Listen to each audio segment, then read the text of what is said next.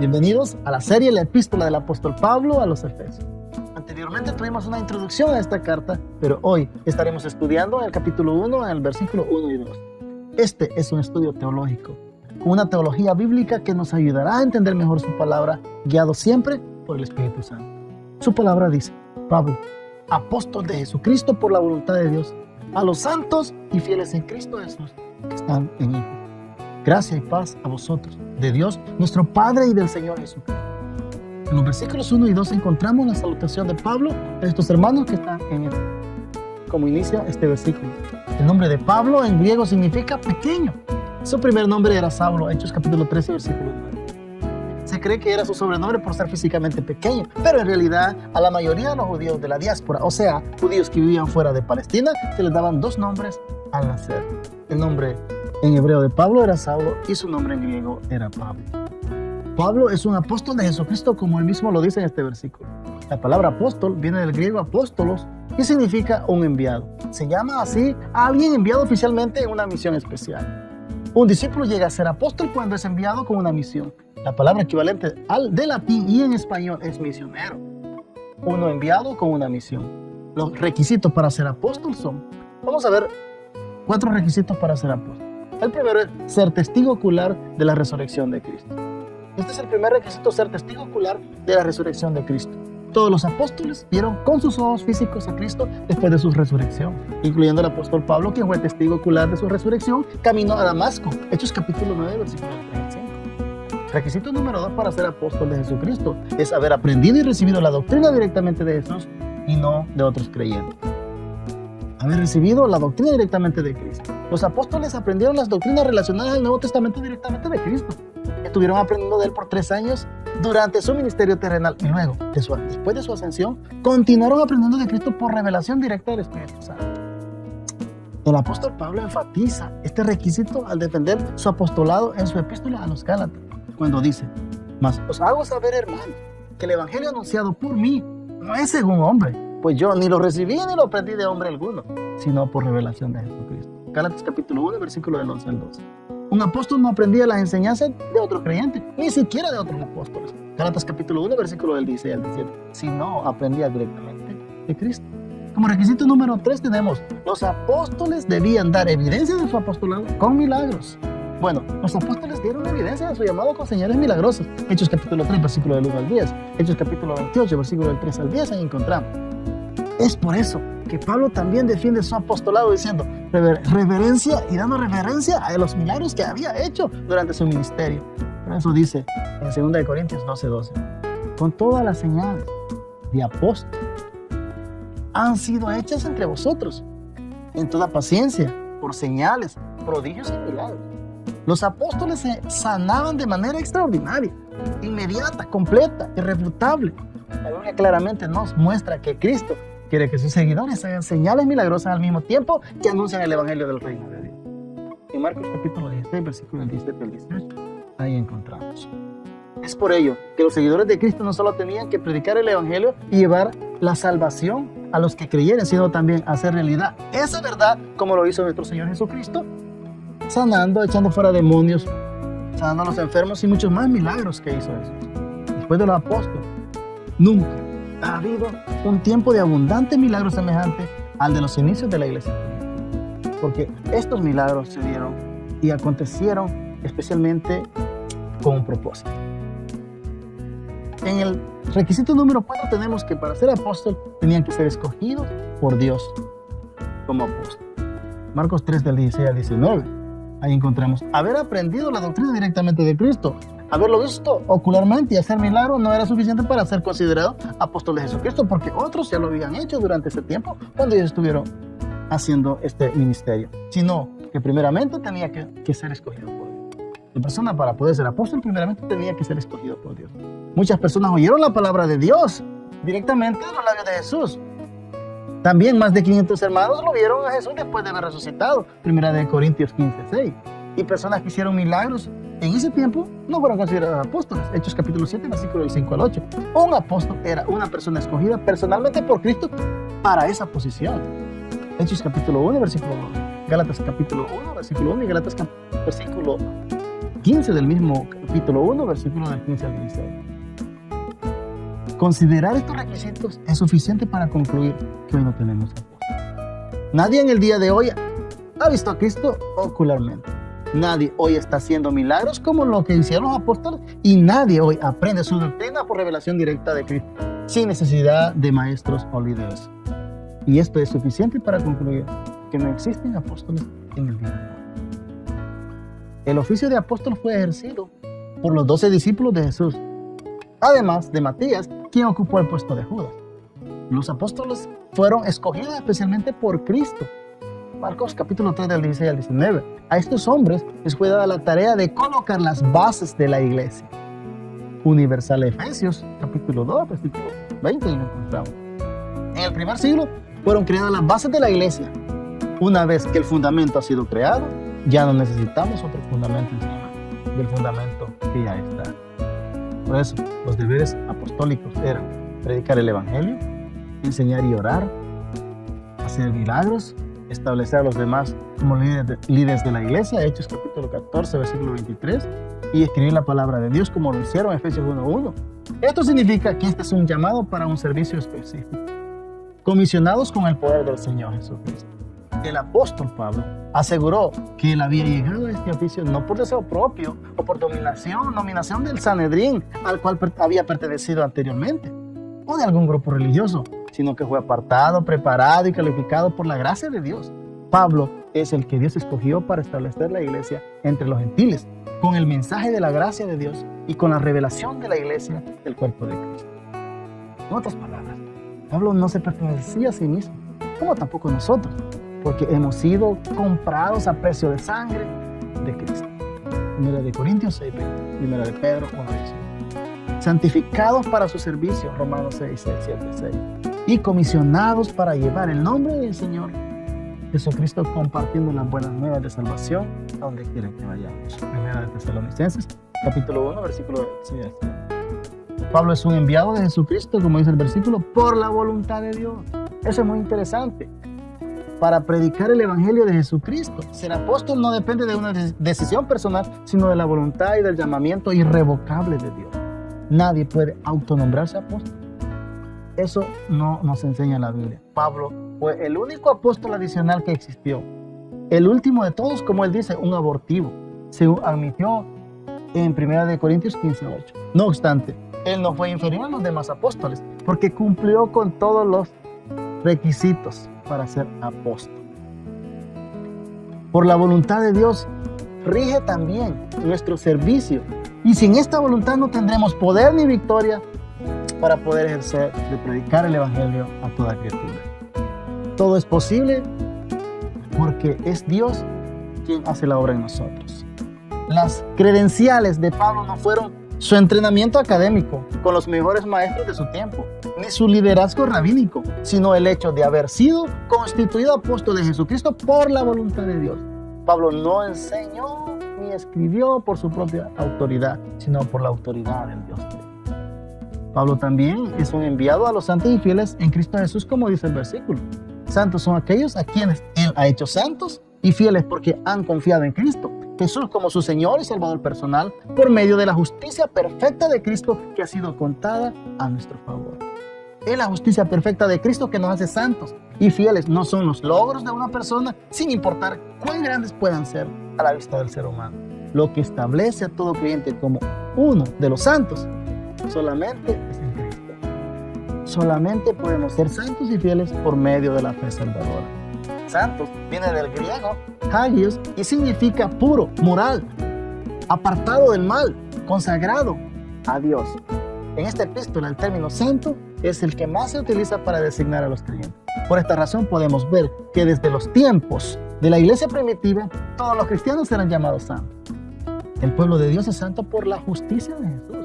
Efesios 3:10. Dios nos apartó en Cristo para glorificarse a sí mismo. 1 Corintios 1:30. Cristo es nuestra santificación. Hebreos 10:10. Somos santificados mediante el sacrificio de Cristo, no por nuestras buenas obras o por ser buenas gente o buenas personas, sino solamente por su gracia. Fieles viene del griego pistos y connota la idea de una persona que confía en Cristo y que se mantiene leal a Él constantemente. La palabra fieles también aquí es sinónimo de los creyentes que mediante la conversión y el nuevo nacimiento ahora son nuevas criaturas en Cristo y que se preocupan por mantener sus ropas blancas con el sentido de ser leal a Cristo en todo tiempo, por medio de su comportamiento como hijos de Dios. En otras palabras, la pasión de los creyentes siempre, todo el tiempo, es agradar a Dios con todos ustedes. Ellos son los que están en Cristo. Nosotros somos los que estamos en Cristo. Su iglesia somos los que estamos en Cristo, que guardamos la fe constantemente en cualquier momento, en cumplimiento de estas obligaciones, y no defraudamos nunca la confianza depositada de Dios en nosotros. Ser fieles es guardar lo que dice. Entre el dicho y el hecho no hay trecho. Cristo, esta era la palabra griega que equivalía al término hebreo Mesías. Daniel 9:25 al 26, Juan 1:41 y 4:25. ¿Qué significa el ungido? Mateo 1:16. El término implica una persona equipada por Dios para un trabajo específico. En el Antiguo Testamento, 3 grupos de líderes podemos ver como ungidos: sacerdotes, reyes y profetas. Eran ungidos. Jesús cumplió todos estos oficios de ungido. Hebreos 1.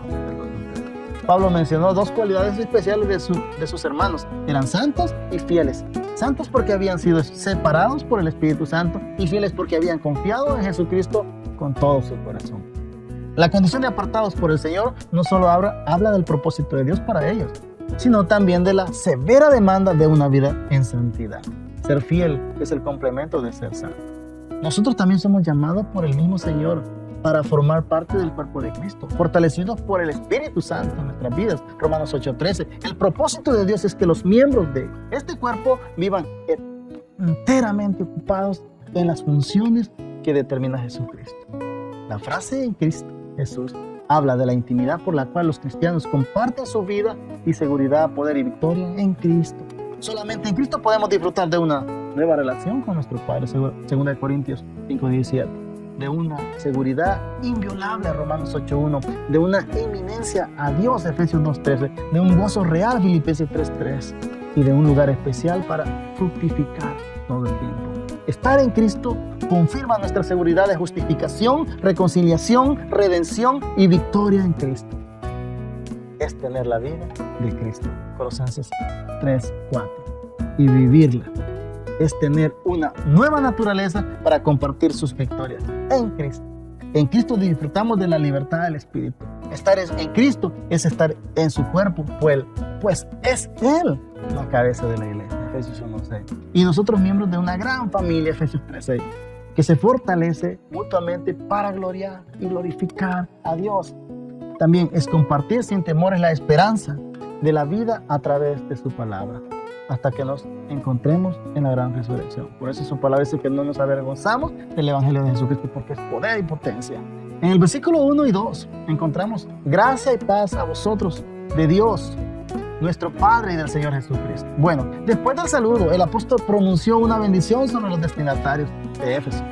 También para nosotros. El apóstol Pablo desea todo esto para sus hermanos y hermanas en Cristo. Desea ese favor, ese gozo. Este era un saludo muy común entre los cristianos en la iglesia primitiva. Chao o gracia es la gran bondad de Dios hacia aquellos que sin merecer su favor divino han depositado su fe en su Hijo Jesucristo.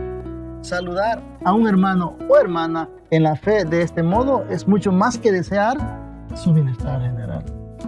También es un reconocimiento de la gracia divina en la que nos mantenemos firmes y que nos ha hecho miembros mutuos del cuerpo de Cristo, nuestro Señor Jesucristo, y de la familia divina de Dios.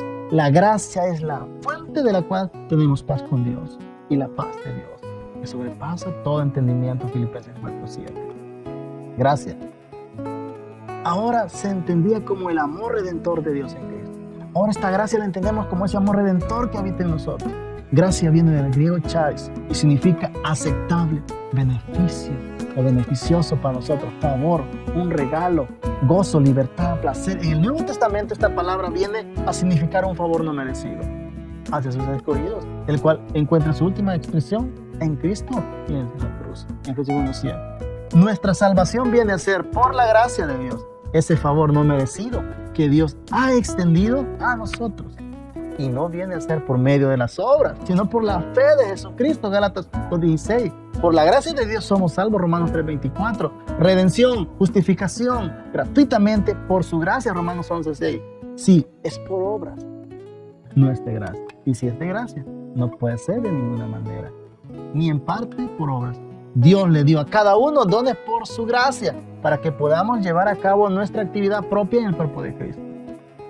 1 Corintios 12:18. Dios puso a cada uno un don. Él quiso y nos dio a cada uno los dones, habilidades y capacidades necesarias para vivir diariamente conforme a este diseño divino y así cumplir con la misión y el plan de Dios en la iglesia y fuera de la iglesia. 2 Corintios 1:12. Con la gracia de Dios hemos de conducirnos en este mundo, no con sabiduría humana porque vamos a fracasar, sino con la gracia de Dios.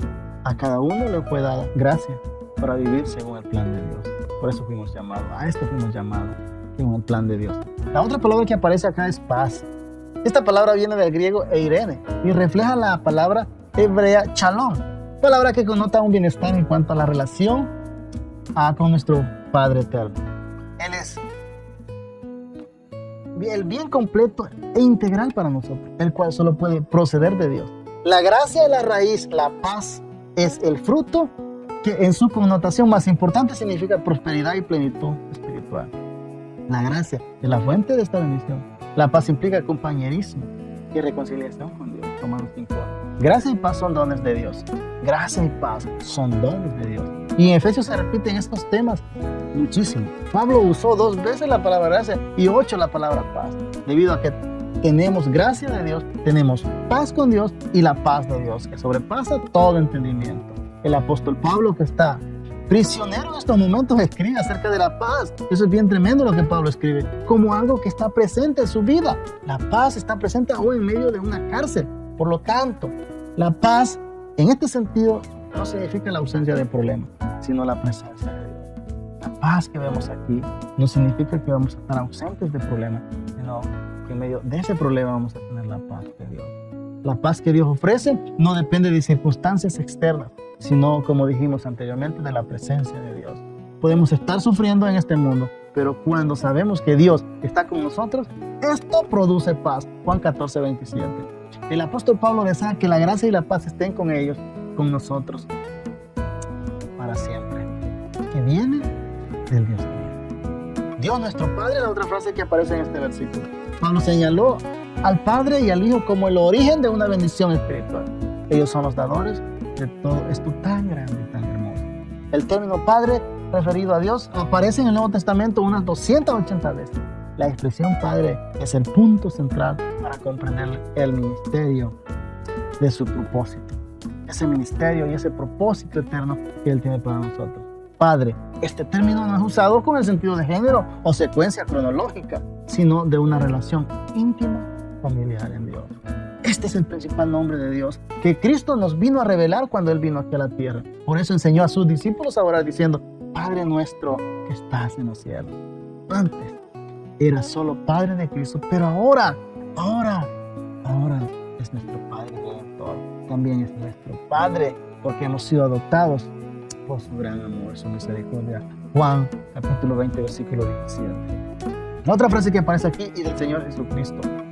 El nombre del Señor aparece en el Nuevo Testamento 610 veces, tomando en cuenta las 24 veces que aparece en la epístola a los Efesios, referido a Jesucristo. Señor significa jefe, dueño, amo, máxima o máxima autoridad. En griego, Kyrios o Kurios, en hebreo, Adonai, mi dueño, mi Dios, que sirve para describir la deidad completa de Cristo. En Efesios 2, del 9 al 11.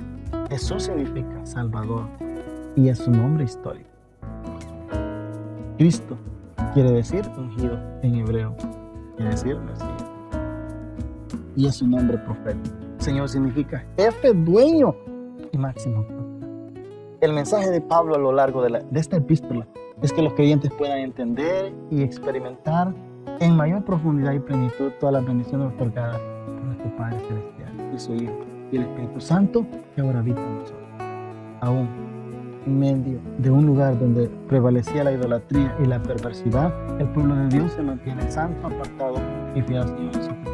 Nosotros podemos hacer lo mismo, ya que vivimos en medio de un lugar donde también la idolatría y la inmoralidad prevalecen, donde la sociedad, a nosotros los creyentes, nos quiere enseñar que el pecado es humano.